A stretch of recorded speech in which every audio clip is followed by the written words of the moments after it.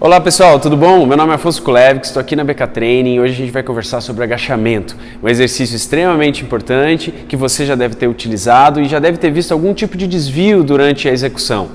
Hoje nós vamos conversar sobre um desses erros que podem acontecer, que é a inclinação do tronco excessivo à frente. E uma das formas que a literatura fala para a gente corrigir é o uso do calço do calcanhar. Vamos conversar um pouco sobre isso?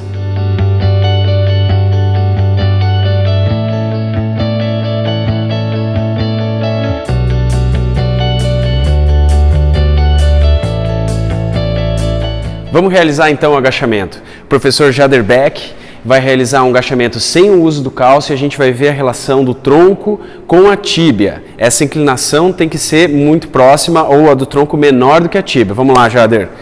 Descendo e aqui a gente pode olhar que está um pouquinho mais inclinado do que a tíbia. Legal? E aí, o que acontece? Vem cá, chega mais câmera. A gente tem um tronco muito inclinado, as forças de cisalhamento nas vértebras, principalmente as vértebras lombares, aumentam. Uma vértebra tende a correr sobre a outra, as forças. Essas cargas excessivas por causa dessa inclinação pode vir a sobrecarregar ao longo do tempo e causar algum desconforto, alguma lesão. Beleza, aí o que a gente pode fazer? Usar o calço no calcanhar para aumentar a dorsiflexão do tornozelo. Bora lá, Jader. Aquele agachamento bonito. E aí a gente vê esse tronco bonito, com aquela tíbia bem alinhado. E é por isso que a gente começa, uma das correções é essa. Legal, isso é o que a gente vê, mas vamos ver o que a ciência fala, o que as pesquisas demonstram em relação a isso. Existe muita discussão se é bom ou não é. Então vamos lá, esse é o artigo que a gente vai começar a falar. Este artigo foi publicado por um grupo de pesquisa canadense em 2017 numa revista chamada Journal of Strength and Conditional Research, que é uma revista muito boa com qualis A1. O título desse artigo é Efeitos biomecânicos no quadril, pelve e tronco durante o agachamento com um calço no calcanhar em indivíduos treinados. O calço utilizado para essa pesquisa foi este aqui.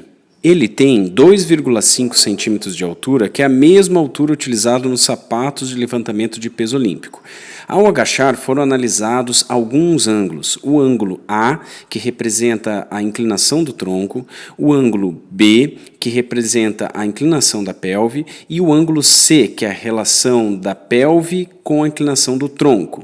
Os instrumentos utilizados foram plataforma de força, eletromiografia e câmeras de alta resolução. Feito isso, os principais resultados encontrados foram maior inclinação do tronco à frente sem o calço, maior básculo anterior da pelve sem o calço, ou seja, aumentou a lordose, mesma relação angular entre tronco e pelve entre os dois protocolos, maior flexão do joelho com o calço, mesmo ângulo de dorsiflexão entre os dois protocolos e menor momento externo no quadril com o calço.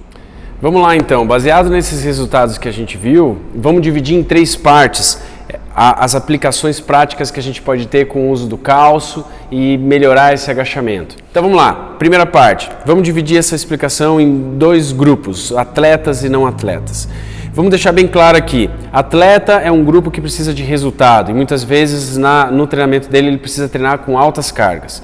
Quando ele está treinando um exercício como agachamento com altas cargas e um padrão de movimento ruim, ele pode sofrer algum tipo de lesão que vai atrapalhar totalmente no desempenho dele no esporte. Então nessa fase nós utilizamos aí um calço e com certeza, paralelo, vai tentando melhorar o que está dificultando o agachamento dele. Mas utiliza-se o calço em altas cargas. Já nos não atletas, o principal vai ser achar o que está ocorrendo de dificuldade no agachamento e o uso do calço para você poder fazer um agachamento bem realizado, sem cargas excessivas na lombar, principalmente para quem possa vir a ter algum tipo de lesão na lombar.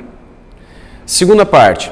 Nós vimos que a flexão do quadril diminuiu com o uso do calço. Isso faz com que o momento de força no quadril, o momento externo de força no quadril diminua. O que isso quer dizer? Que a carga em cima do quadril é menor do que com os pés no chão, sem o uso do calço. Ou seja, se nós estamos treinando com uma pessoa que possa ter algum tipo de lesão, desconforto no quadril e você tem que colocar o agachamento, mesmo sem carga, nos exercícios dele para prevenir qualquer tipo de lesão no dia a dia, o uso do cálcio nesse aspecto vai ser interessante, porque as cargas em cima do quadril vão ser menores. Parte 3. Um dos resultados que ele achou que é interessante ele analisou as variáveis cinemáticas, os ângulos e forma como o corpo fica durante o agachamento e comparou com outros artigos. Tem um artigo de Sato, o nome do autor, que fez usando um sapato de levantamento de peso olímpico. E os resultados cinemáticos, as angulações utilizando o sapato ou um calço de madeira de 2,5 cm, que é o que a gente utilizou quando o Jader fez o agachamento, foram bem semelhantes. Ou seja, se você vai realizar um agachamento e, poxa, preciso comprar um sapato de peso olímpico, não precisa. O taco faz as mesmas mudanças. Claro que não vai ser um treino de levantamento de peso olímpico, aí você vai precisar de um sapato, né? Então é isso. Finalizamos por hoje. Obrigado por nos acompanhar e daqui para frente terão muitos outros vídeos falando sobre aspectos do movimento humano, variações, artigos que estão vindo aí para a gente poder compartilhar e discutir com vocês. Grande abraço, até a próxima!